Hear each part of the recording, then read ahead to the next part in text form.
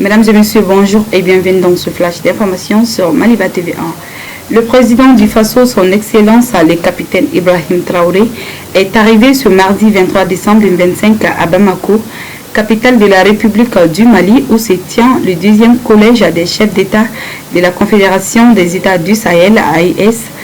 À son arrivée à l'aéroport international, le président Modibo Keïta Sénou, il a été accueilli par son Excellence le général d'armée Assimi Goïta, président de la transition malienne. Après un bref entretien en tête-à-tête au pavillon présidentiel, les deux chefs d'État ont rejoint le siège de la télévision AES.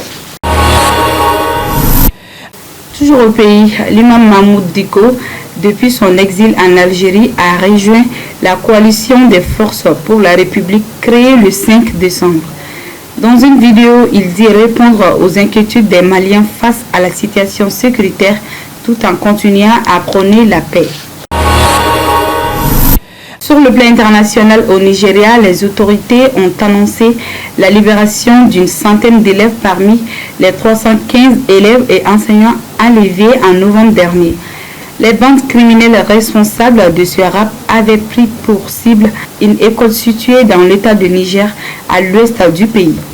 50 élèves avaient réussi à s'échapper peu près leurs enlèvements, tandis qu'une autre centaine avait déjà été libérée par les autorités quelques semaines plus tard. Pour terminer, aux États-Unis, la tension s'est accrue entre les États-Unis et le Venezuela.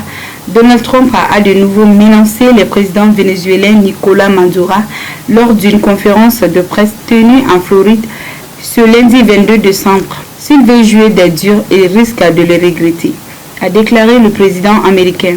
Le chef de l'État américain a également mis en garde le président colombien Gustavo Petro, qui avait critiqué la saisie de pétroliers par les États-Unis au large du Venezuela. Voilà, c'est tout pour ce flash. Merci à vous de l'avoir suivi. Bonne suite de programme sur Maliba TV1.